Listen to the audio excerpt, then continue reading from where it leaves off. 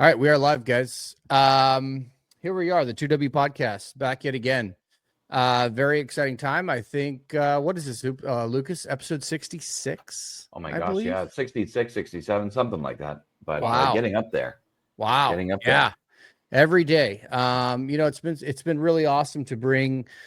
We're seeing a little bit of expansion on our listener base, into the power sports, into the agriculture, into many different segments and verticals. And we're seeing a lot of the same challenges in these industry, in these sub verticals of we really started in the automotive. And I think ultimately at the end of the day, Craig Fox, we've had him on before, and it's so glad to have him back.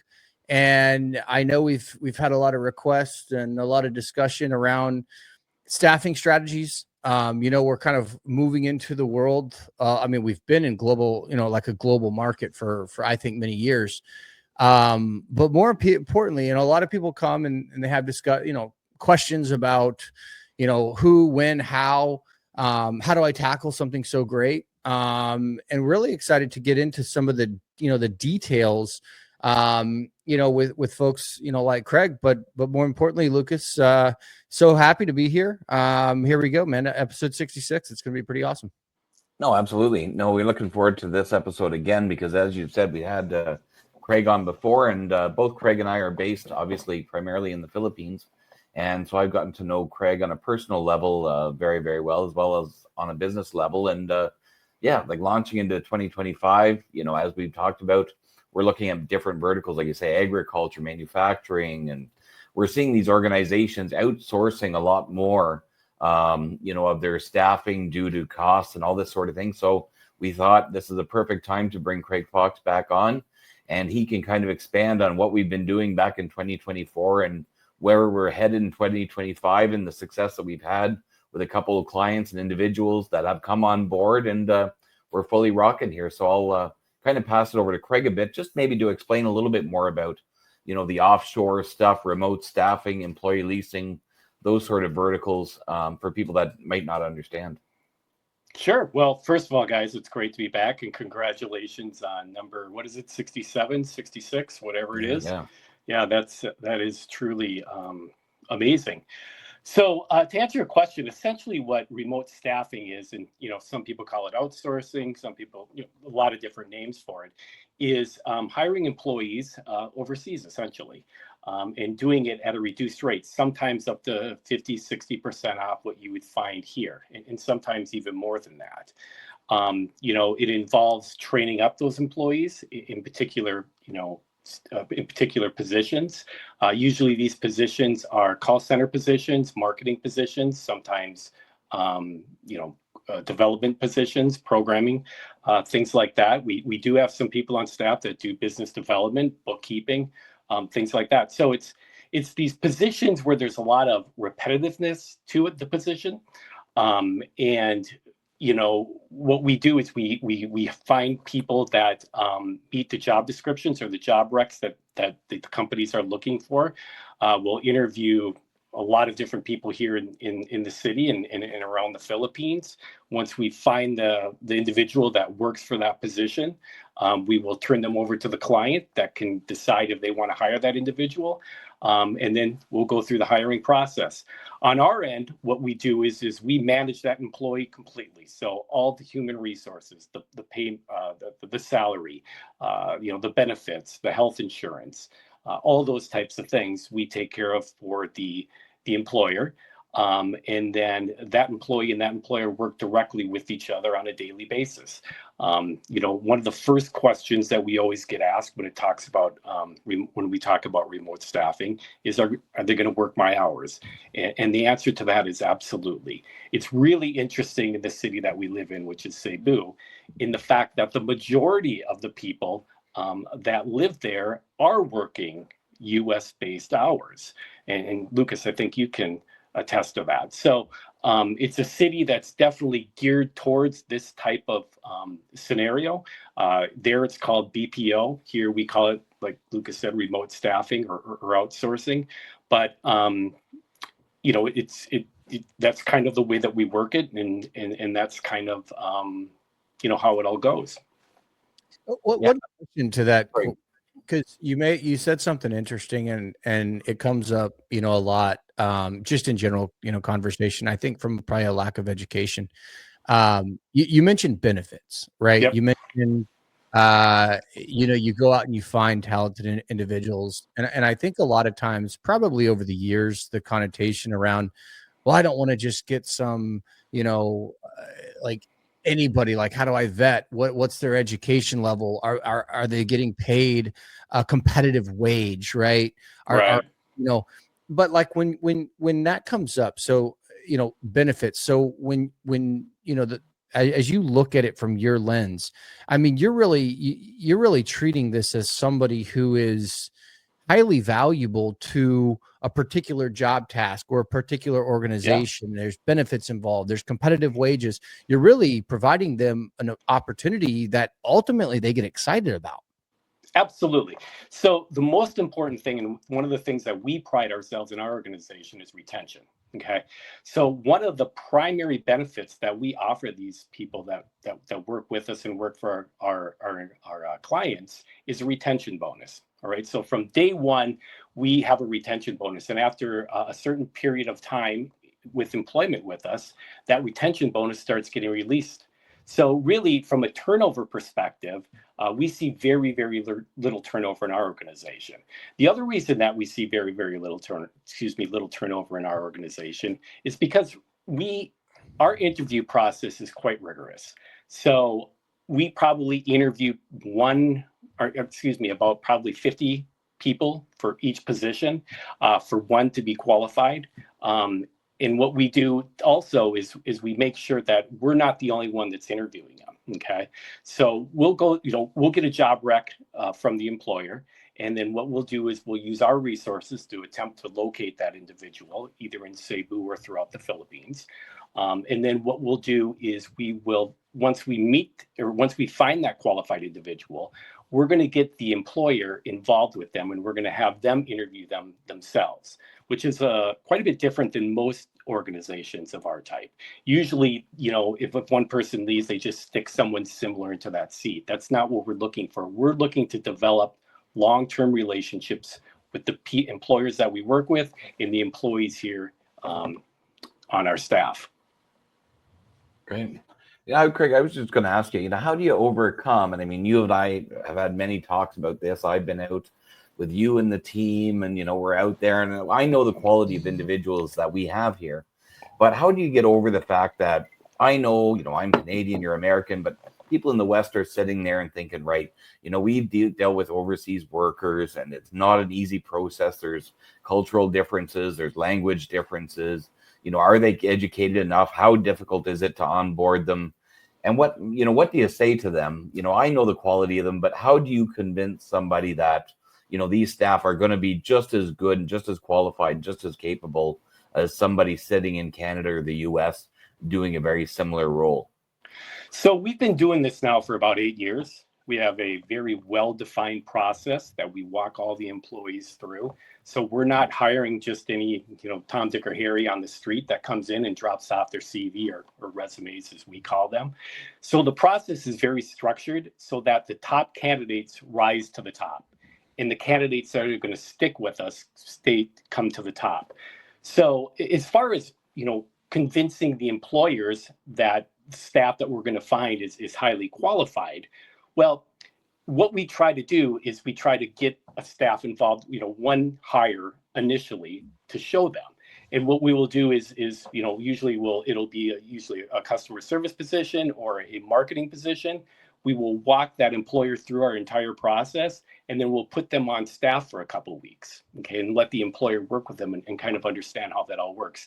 And that's usually enough to convince them that the other positions that they're looking for, they should come to us and try to find. Right. When you think, because I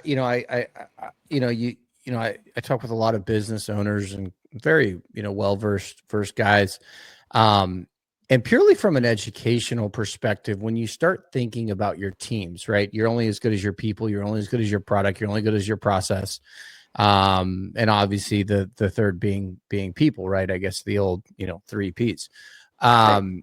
how should a business owner or head of a department or head of a division or even at the executive level, how should they think about their team from a in office, let's assume they're in North America, versus say taking a remote offshoring kind of approach? Do you typically look for percentages, or do you typically, I know you mentioned a couple of roles that really are home run type roles, right, to help Right. lower your G&A, and really kind of increase productivity, but is there like a happy medium that you think teams should always think about? X percentage should be offshore potentially versus say stateside or Canada or whatnot. A productive number to work with is about 80% offshore, 20% onshore. Really? Yeah. I mean, from a true cost saving standpoint, absolutely. Well, of course, and we had talked about this in previous discussions that we had in the last podcast. Yeah. If you were to walk the streets of Manila or walk the streets of Cebu, you're going to see signs for T-Mobile. You're going to see signs for Amazon, AT&T. All the major companies have offshored all their, certainly a lot of their customer support roles. But nowadays, they're starting to offshore a lot of their marketing roles, and they're starting to offshore a lot of their development roles here to the Philippines. So it's really important to understand that, this isn't something that's new, or it's something that, that other companies aren't doing. A lot of companies are doing this, and a lot of companies and by the way, big companies are relying on this for their to make their companies as profitable as possible. And quite honestly, it works. So they still wouldn't be doing it year after year after year. Correct. If they weren't having success with it. And when you talk about the bottom line, it's a home run. Absolutely a home run. Well, and I see a lot in general as we've seen buying experience evolve, right, and change. I think if you would go back maybe 10 years ago, 15 years ago, you had the hotline number, right? You had to call a number, right? And then you get it. But today, what I see, and statistics back it up, but a lot of consumers actually don't want to call you. They'd rather just dial in through a chat and have communication via almost like an email, but you're in a live chat setting. Right. And in my time, and I think this as I'm talking through it and thinking through it, in my few years that I lived abroad throughout Southeast Asia, and around the world, is that the English, if we're just talking about, English as the common language, which it largely is globally, the written English, even if you have somebody who grew up in South Korea or the Philippines or wherever, the written, English is almost better than a native speaker. You're right. You're right. Grammatically, and obviously now we have tools like ChatGPT and all these things that are kind of helping us, accelerate. But do you see, and that kind of parlays into productivity and performance. And I think there's a misconception, maybe somebody who hasn't traveled as much, that they don't understand that. But when you look at productivity from consumer engagement, you look at productivity from a job that is cyclical, right? You're doing something over and over. Right. What do you see from a productivity perspective? Well, we from the reports that we get from the individuals that they work with, the productivity is as good as an employee or better, a nearshore based employee, or better than a nearshore based employee. And here's why. Culturally, and Lucas, you can speak to this too. Culturally, for some reason, Americans just don't like these types of positions, where they're sitting there with repetitive tasks and doing repetitive tasks. Where in the Philippines, it's quite the opposite. They actually enjoy those types of positions, and they want to be a part of companies that provide them with those types of positions. So what you end up with when you're talking about productivity, it's not a person that doesn't want to be at their job and is reluctant to go to work and is showing up late and taking breaks early and stuff like that. You have an employee that's enthusiastic, that wants to be there, wants to work, and wants to get it taken care of and get the job taken care of. And not only that, the salary that you're providing that individual and the benefits that you're providing that individual, you know, it sort of endears them to the company that they're working for. So all the people that we have under our umbrella from an employment perspective are ecstatic to come to work. We provide them a workstation, a very, you know, top end office that they work out of. We have redundancies in that office. It's air conditioned. It's, Lucas, you've been to it. It's a really, really nice office. They want to come to work. They want to do the best that they possibly can do. Now, again, a lot of companies want to make sure that they're getting the productivity out of that. So we have software that sits on the desk of every single employee that is managing their productivity, is taking screenshots. We are providing that information back to the employers if they request it, to see that the individuals that they have on their payroll are as productive or more productive than the individuals that they have near shore. No, that's right. No, exactly, Craig. And, you know, full transparency, obviously, you know, 2W, we employ a few people through Craig. You know, we've already got clients and stuff we're dealing with that's through Craig. And I think one of the major advantages is, Craig, when we're dealing with these clients is that, you know, what we're aiming towards now in 2025 is having a workforce that's geared towards the manufacturing industry, geared towards, you know, manufacturing all these different, whether it's auto parts or any kind of parts. But you're going to have individuals starting this year with our kind of training program, people we're looking to onboard that already have experience kind of within this field.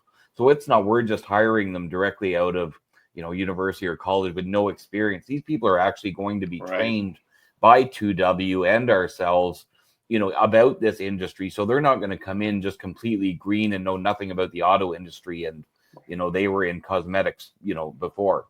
So that's our goal here starting now in 2025 is to establish this base of, let's say, 20 to, you know, 10, 20, 30, 40 individuals as we grow.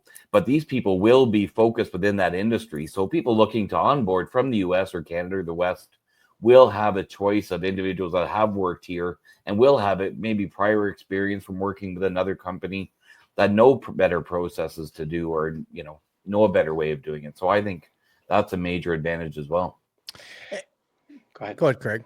I was just going to say, you know, since our last conversation, we've had some people that have reached out due to the podcast. And we have onboarded some employees through the individuals that have came to us. The reason I bring that up is because you brought up something sort of interesting, Gideon, which is live chat. You're right. Nowadays, people like to converse and talk about their technical support issues or sales or stuff like that through live chat.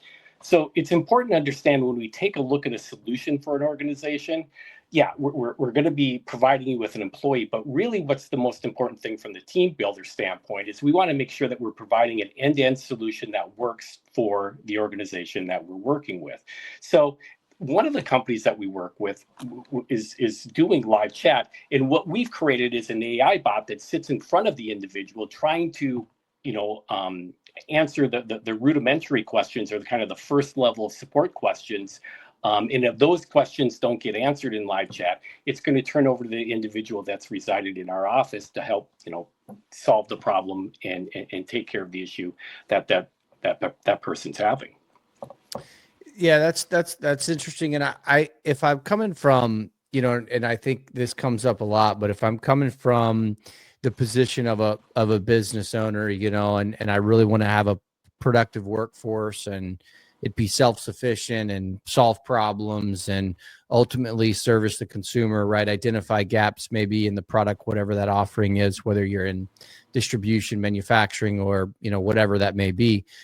But from a business owner perspective, you know, there's other options, right? If you just plug it into Google, how, you know, and as I've gotten to know you, Craig, obviously, Lucas as well. From my perspective, having a North America presence in the offshore community, wherever you are having a one-to-one relationship with these staffs out of your offices and whatnot. But from maybe I'm answering the question, but from a business owner's perspective, what are some important keys that I should be looking at to evaluate this as a partnership in helping maybe grow to a 50-50 org or a 80-20 org that you kind of had mentioned? What are some key bullet points that I really need to look at to evaluate a firm and say, this is a positive partnership. This is one that we really can grow on for the future. It's long-term, versus maybe this is just a turn and burn, and I have very little confidence that maybe that's the long-term partnership.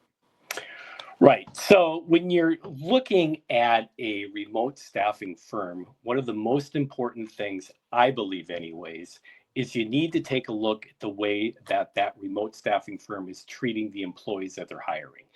If, they are, and we've always said this, when it comes to hiring, we are probably not the most affordable solution out there. And there's a reason for that, is because we treat our staff and we make sure that the staff that is working for us is well treated, and they're going to stick around and be with you. So one of the most important key points that I think you need to take a look at is making sure that the company that you're working with treats its employees fairly, and it treats its employees and provides them a livable wage. The next thing that you want to take a look at is in a lot of the BPO industry, what'll happen is they won't allow the employer to interview the individual that is going to be hired on their staff. They just provide that to them. Right. So what we make sure that we do, and some of the people that we work with are like, look, we trust you now, just find me an individual and go from there. But the vast majority of the individuals or companies that we work with, they're going to want to interview that individual that we're bringing to the table. And we welcome that. That's something that we encourage. So those are the two main things that I'm looking at when I'm talking about an offshore organization. The other thing is what we call boots on the ground. Okay. I'm in Cebu, so I'm working with the team on a daily basis to make sure that they understand the differences between their culture and our culture, and we can communicate and we can function correctly as a team. So any questions that come up, I'm literally there to help them. I'm literally there to help them understand, sometimes slang lingo, things like that, so that we can operate efficiently as a team and that the clients that we work with can get the results that they want. Well, and I think that's a big point, Lucas, on your end. I mean, you ate poutine as a kid in Canada. Oh, baby. Oh, do I love it. And you guys are about to become the little brother to the USA if Trump can follow through. Right. But you spend a lot of, you're based out of the Philippines. And so when we look at it, and I just had a conversation, actually I was picking up some clothing at a local shop, and the lady was shutting down her shop, and we started to talk about some of the things around, all she wants to do is, do her job and execute, right? And there's so many things that if she brings in another gal, it's going to be 50 grand, 60 grand a year. Yep. And then maybe they're gone in a year. But those are the pieces that you start to, as you peel back the onion layer, is the key from just my perspective of what I've experienced and observed and seen, is that when you have that cultural connection and the ability to educate in real time, right? I don't have to wait 12 hours to get an answer because I got to call, it gets very messy. That from my perspective, I could see is very effective, and correct me if I'm wrong. Yeah, no, I think you made a really good point, and so did Craig. One of the, I think, really unique things that, Craig especially is doing with his employees is he's really adapting and making it a customized experience for the employer. It's not just you're getting a generic employee that's hired that's going to just do a generic job. Even from a 2W standpoint, if manufacturers are hiring us, we're working with their employees to make their processes better. it's not just relying only on the employer side, but we're continually improving as well. And Craig made a good point, you know, with the AI, you know, bot. I'm sure that wasn't something that the employer said, you know, that he had to implement, but rather it's something that him as an organization said, we're going to be proactive here, and we're going to, you know, start to implement this or build this AI bot that'll make our employees, you know, better, more improved, more productive. And again, that's why, you know, the employers appreciate services like that. And they're not just static. They're not just, again, hiring somebody to answer the phone or make a simple phone call. It's really customizing those processes. And that's what makes Craig unique. I think when I first met Craig, I didn't know anything about outsourcing or offshoring, or I had a really negative connotation in my mind. And then once I seen him and I was out on excursions and team building, you know, with him and his staff, I really began to understand how capable they actually are and how much more knowledge somebody like Craig has versus somebody just sitting in the US, maybe in an office, that can understand what process would be better for them. Not just doing what they're currently doing, but saying, okay, you're only doing this, you're making so many phone calls, you're taking in so many inbound leads. But here's what can be more effective based on the other 20 organizations we're working with. That's what these guys are doing. This is how you can be better. It's up to them at the end of the day, obviously, but you know, that's a unique experience that Craig has with that. Yeah, you know, in some of the people that, or some of the companies, I keep calling them people, sorry, some of the companies that we work with, they will want us to create a whole team. So we have a company that we work with where they came to us and would, look, give us the team lead and give us 3 developers. We want that on our, you know, we have a website, we need someone to maintain it. Here are the job specs for that. And they provided it to us, and then, you know, we hired that team. The reason that I bring that up is because my background is in web development. My background is also in web marketing. So I'm able to leverage the experience that I have, combine it with obviously the cultural, you know, the changes and the differences in our culture, and really help that team succeed in the role that they need to succeed for the employer.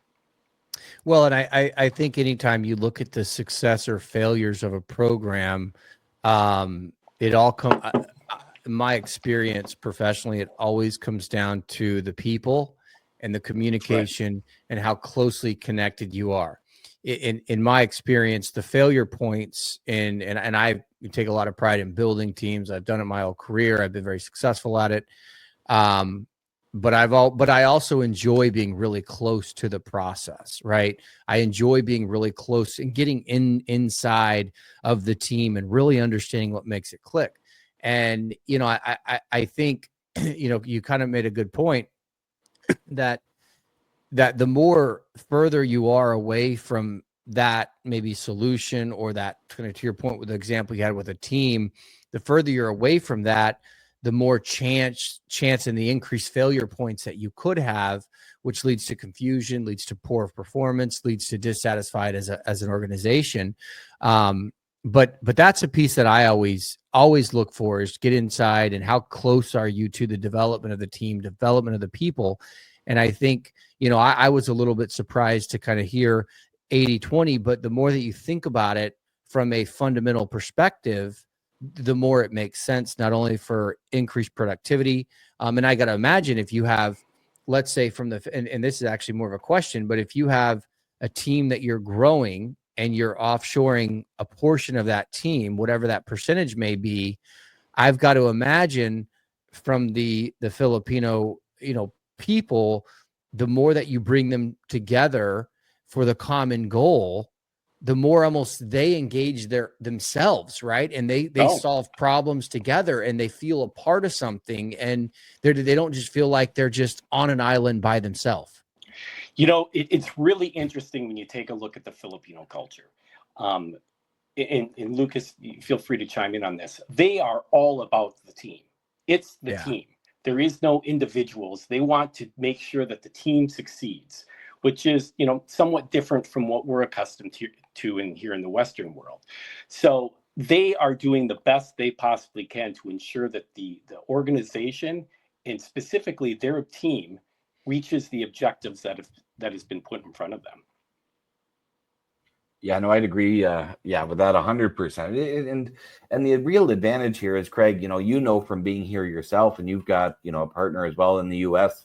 But being here really matters. Having those boots on the ground that understand the Western culture mixed with the East Asian culture really, really does matter, because there is, obviously, I mean, without a doubt, there's gaps there. But for an employer or somebody sitting in Detroit, for them just to pick up the phone and be able to call you and say, look, Craig, I'm dealing with this employee, and, I'm having a little bit difficulty. I'm trying to explain to her this way, and I wanted her to do this. You can just simply pick up that call, walk over to her desk and physically speak to her, or show her directly, that I need you to do this. This is what he's trying to explain to you.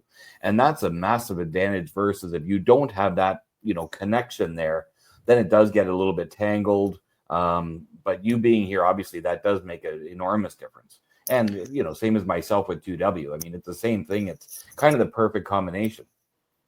Right. And I think that's why we're seeing a lot of success in the methodology that we're using for this remote staffing is the combination of the boots on the ground and the methodology that we now implement for hiring. It just produces a very good team-oriented individual or group that helps organizations succeed, and does it, as you've mentioned now a couple of times, Gideon, at a very cost-effective rate. I mean, some of this, it's 50, 60, 70% less than what you're currently paying, and you're getting the same productivity. And in most cases, and I seriously mean most, you're getting better productivity because the individual is more geared towards, that task that you have them on, sometimes repetitive, and they're more engaged with the company. I mean, and Lucas, you've seen this before. These people are literally thrilled that they're working for a Western-based organization. We will do team building activities, and what they will do is they will form groups that are based on the teams that they're a part of in the Western organization, and literally form cheers for this. So this is the type of enthusiasm that you just don't see in the United States anymore, and you see it here. And look, we video these events, and we pass it on to the people that we're working with, and we do everything that we possibly can to bring the employer and the employee here in the Philippines together. So it's just a different level of, I always sometimes will say this is kind of America maybe 40 years ago. When everything was about the team, and it was all about those types of, doing everything you can for the employer. And we just see that here. Yeah, that's the biggest thing. I think when you look at team development, I think this has been highly educational, and obviously, Craig, we appreciate your time. But we've shifted into a world of and I don't know when that shifted, but it's shifted, and it's full-fledged I. What have I? What have you done for me? And I've never, subscribed to that model. I really believe, teams do great things. And, I believe it or not, I did spend a little over a month in the Philippines years back. And when I left, I traveled to many countries, lived a lot of places, and I left with that same sentiment of community, of team, of people. They really come together like no other, culture that I personally had seen or experienced. And I think whenever, an organization maybe looks at diversifying their team from, a global perspective, you start to see, once you begin to really get deep into, you see, wow, this is very effective. This is actually cost effective. It's, it helps with the margin improvements, and we really can become a stronger organization by, I'm not going to say think out of the box, because like you said, there's a lot of big names that are near you guys in Cebu and around the Philippines, but it really can be an effective strategy as you think about profitability, productivity, longevity, right? Tenure. I think those are the pieces that really hit, a home run, and hopefully, our listener base can gather that from this and obviously make their own decision. But it's important that you can be able to identify sound partners, identify, pathways that can, accelerate growth. And here's one of the things that we look at, and here's how we know that this has been successful. Yeah, we do have some employee turnover in the company, but we have zero client turnover. When they sign on and they start doing this, they just start hiring more and more positions over here because they start realizing just how truly effective this is for their company. Yeah. Wow. Yeah. Go ahead, Lucas. No, I was just going to say absolutely no. We've seen it, time and time again. And I think until you hear somebody like Craig really talk about it, and that's when I really understood the power of this outsourcing and seeing it firsthand. And Gideon, as you know, we've got employees through 2W, that we, outsource employees here and whatnot. And until you experience it firsthand and just start out, I think Craig would agree as well. Don't hire 25 people starting out. Start with one or two employees or a small team or something and build kind of gradually. And you'll learn very, very quickly once you have these employees a few months and they're properly trained and they're part of the organization, the real value that they're adding. Yeah. I was just going to say, one of the questions that people are probably wondering now is how do we get this started? And it's important to understand that we're not putting you under any long-term agreements, especially initially. We just want to make sure that you're finding what you're looking for. So, reach out to Lucas, which I think you guys probably have a link here in email. And what we can do is we can start the process. There's really no costs involved in getting this process started and getting resumes and you starting and companies starting to interview. There's only costs involved when we start finding the people that you're looking for, and we start, bringing them onto your team. So the first step is simply, dropping an email, making sure that you define what you're looking for from a job rec standpoint. And from our perspective, we will start to dig in and locate those individuals and start bringing them to the table. Mm-hmm. That's great. Well, as always, Craig, it is fantastic to have you on. We appreciate your time. We never take that for granted.